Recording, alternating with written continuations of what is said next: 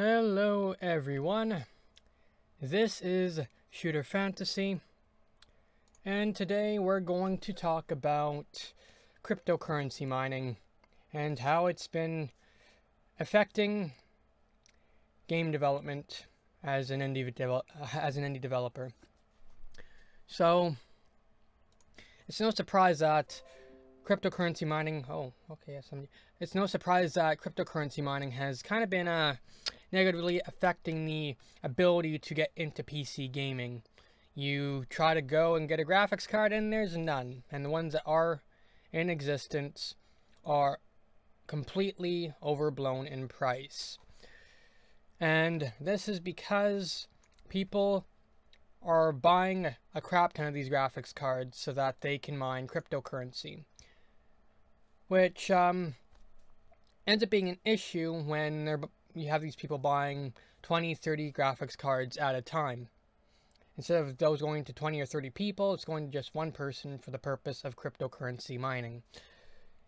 And for people who are trying to pinch their pennies to get their hands on these graphics cards so they can play games, it starts to become prohibitively expensive. And for the first time ever, I'm actually going to say that getting a gaming console is a better investment than getting a PC at this point in time. I would not have said this in 2016. I was actually hoping that 2018 would be the year that PC hardware, would be at its cheapest. You had AMD undercut Intel's offerings and offer them at a much cheaper price. But now you have RAM also going up in price as well because it's competing with the mobile phone space. So PC gaming is gotten super expensive, but you probably already know all of this information. And what I want to do is talk about this from the perspective of game development, or more specifically indie game development, where you're trying to develop for as many platforms or as many different hardware configurations as possible. And you want to actually have your hands on each of these hardware configurations so that you can bug test, debug things, make sure that when you push out a release, you can fix bugs that might happen on certain specific hardware. But it's kind of made harder when it's more expensive to get your hands on certain pieces of hardware. So, come on, what's going on? Having technical difficulties here.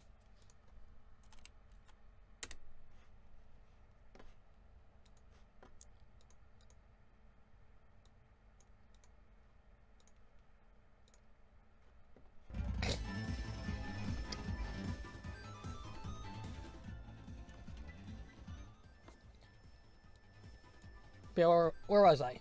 Right, so we're going to talk about this from an indie developer standpoint. So, for myself, I'm trying to get my hands on a GTX 1080 because I'm working on implementing VR into my current game project. And I did have the money to buy one. A few weeks ago, there was plenty in stock, and now, I think the cheapest one was around $680 after shipping taxes. It was $633 if I wanted to buy it before shipping and taxes. Let's check out Newegg now, and let's just look at these prices.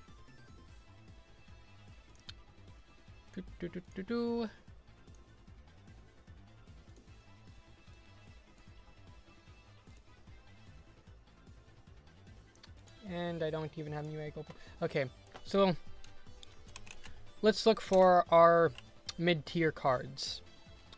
Got a GTX 560. Oh, wait, no, RX 560. Whoops. So if you want to get an RX 460, I think those are still available. Yeah, so those are still available. You've got the refurbished one for $170. Let's look at a 560 actually.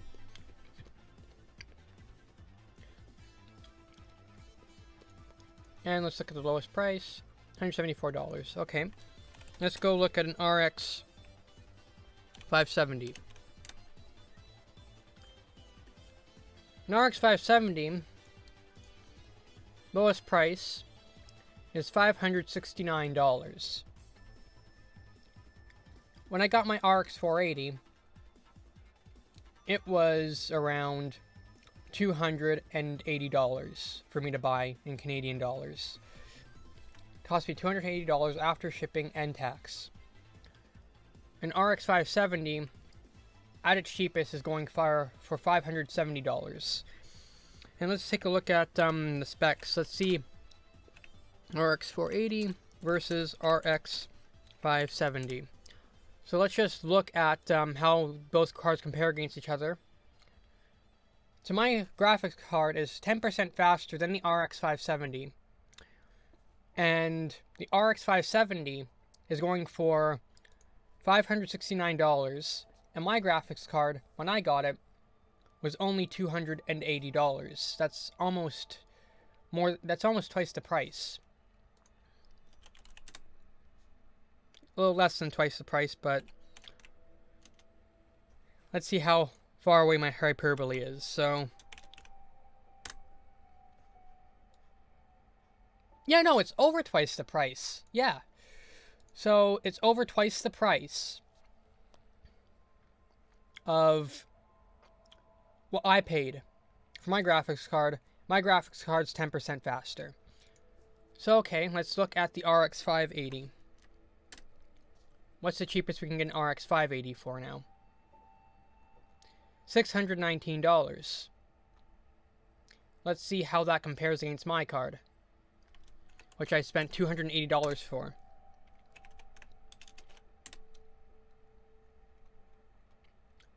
The RX 580 is 7% faster than my graphics card. But still, for an RX 580, you're spending $619. I spent $280. So for 7% more performance, something like $300 to $310 would make more sense. But no, we're in the twice as much range. Okay, let's look at NVIDIA. What if we want to get to GTX 1060?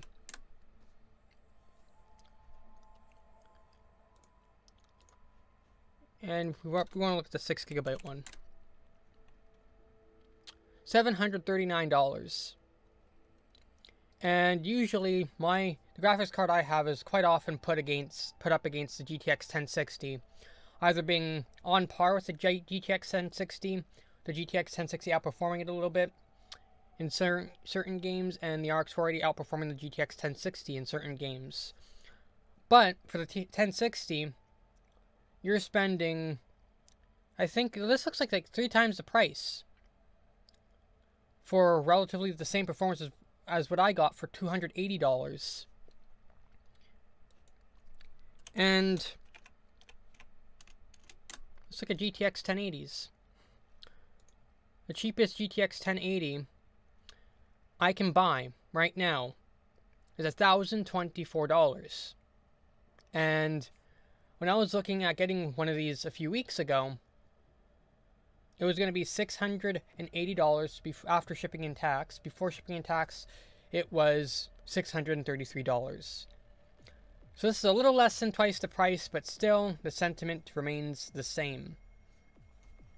GPU mining has made these graphics cards really freaking expensive. And for me, I'm trying to work on a game. I don't have a big budget, so I'm trying to save money where I can. And let's just say not being able to get a graphics card at a reasonable price really makes it hard to develop for multiple hardware configurations.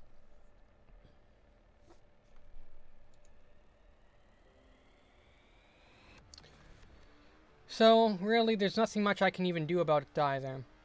I've actually, for the first time, been looking at leasing a graphics card. There's this one site I saw. Like, usually leasing a graphics card, I looked at this in the past, and the my end thoughts on it were, it's cheaper just to buy the graphics card outright than to lease it. But let's go to this site, right? So for 930, well, I got adjust this to Canadian dollars because I am Canadian.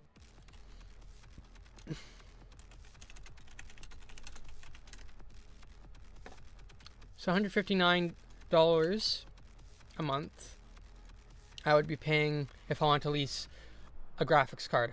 And here they've got a 1080 Ti. So their leases are like for 12 months. So this times 12, that ends up being around, oh, where'd it go? That ends up being around $1,400 if I want to lease out a graphics card and get a 1080 Ti. That ends up being $400, roughly $400 more than buying a GTX 1080 outright, as they are priced currently. Now, what if I want to get a 1080 Ti? 1080 Ti, for the lowest price right now, is $1,600. So right now, if I decide to lease a graphics card for $115 a month, I get to save, let's see, let's do the math here.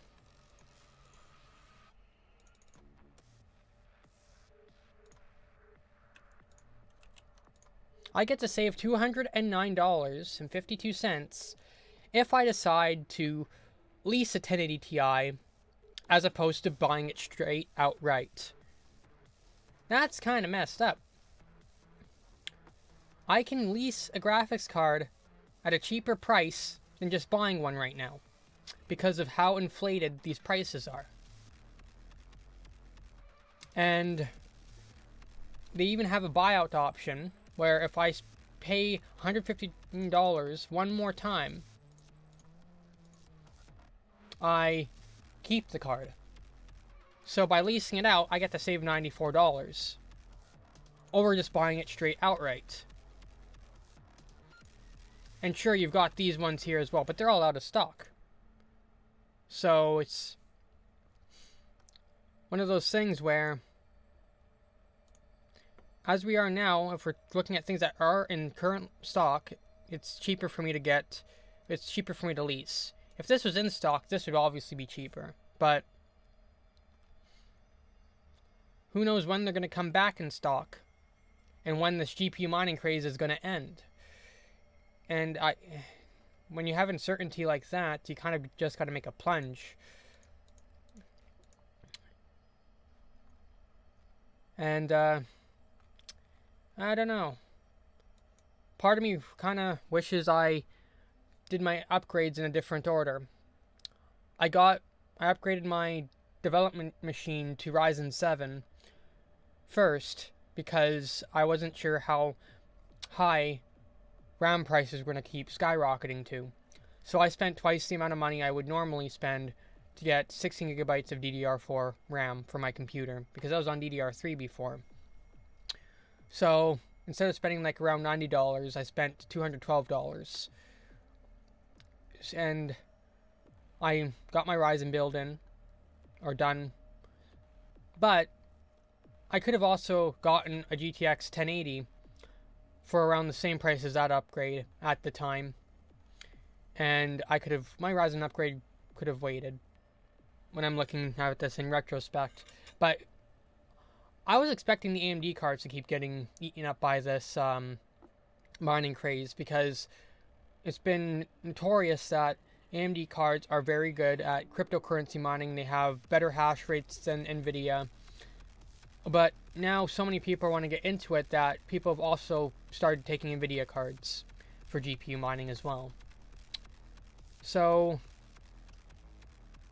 I don't know, it's kind of a, I feel like it's becoming kind of a problem.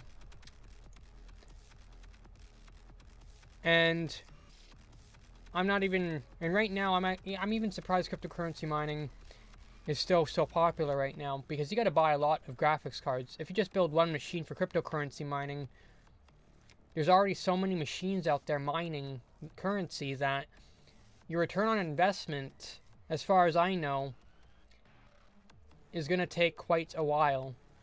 And if you don't have cheap power where you live, your return on investment becomes even less of a thing.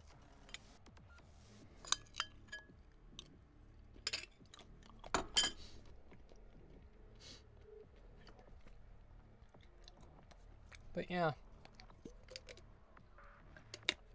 not much more I can add to this, aside from the fact that not only does this affect people wanting to get into PC gaming, because PC gaming is touted as the best, objectively better experience over console gaming, but if things continue to be this expensive, I can't even justify telling someone to get into PC gaming, despite how wonderful of an experience it is. And for myself as a developer as well, again, it makes it hard for me to have different hardware configurations that I can test my game builds on. Because you want to push the best hardware the best you can, and you also want to make sure that you can run on the lowest end of hardware. And not being able to have access to that, especially as an indie developer, because I don't have insane amounts of money to just buy the expensive graphics cards anyway, it becomes tough. And at this point in time, I'm starting to thinking about leasing a graphics card. Even though it's more money, it's more affordable in the short term, and in the long term presently. And usually that's not the case. Last time I looked at leasing a graphics card, it was not economically viable. You were just deferring a larger payment. But at this point, I'm rambling. There's nothing more to add to this. It's just, I wanted to get this off my chest, and if you feel the same way, or maybe you feel differently, feel free to leave a comment in the comment section down below. And if you like this video and you want to keep up with future videos or live streams, feel free to subscribe. I do have a Patreon as well, if you feel inclined to put or donate $1 there, or what have you. It's your choice. And with that all said, I'll see you guys next time.